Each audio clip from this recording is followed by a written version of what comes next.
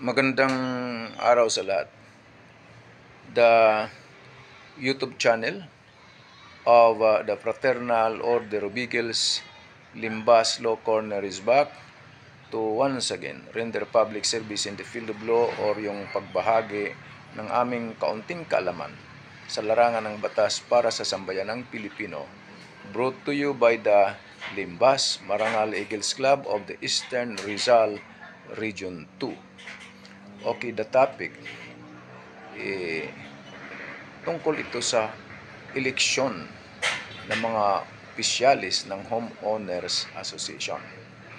Okay, kahapon nakatanggap kami ng mensahe at ang tanong ganito, maaari po bang baguhin ang policy ng aming Homeowners Association kung saan nakasaad na ang mga nanalong Board of Directors or Board of Trustees na not less than 5 nor more than 15 ay sila na ang mamimili o buboto kung sino sa kanila ang maging presidente, vice president, etc.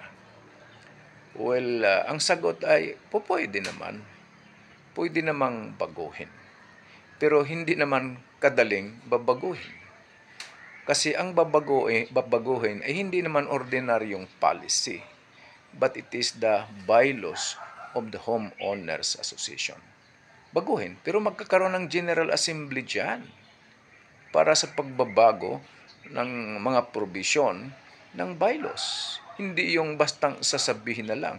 Hindi sasabihin baliwalain na lang ang bylaws. Hindi po pwedeng baliwalain. Kung sino man ang elected official na sasabihing baliwalain ang bylaws, ay nakakahiya naman.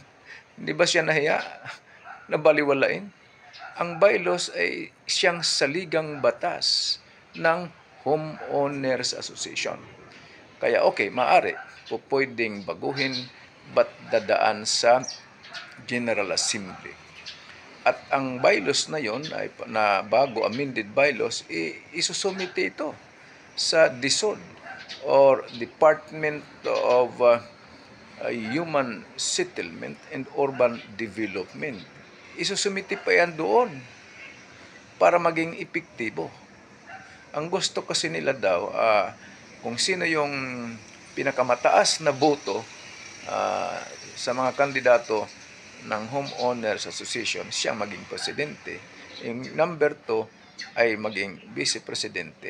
Wala namang masama kung yun ang gusto ninyo, but dapat sang-ayon sa inyong bylaws. Right? Hindi pwedeng baliwalain ang bylaws. Kung sino man ang official sa inyo na sasabihin baliwalain ang bylaws, abay nakakaya. Hindi siya karapat-dapat na maging official ng inyong Homeowners Association. Isipin mo, bylaws, sasabihin ng isang nanalong Board of Directors, baliwalain.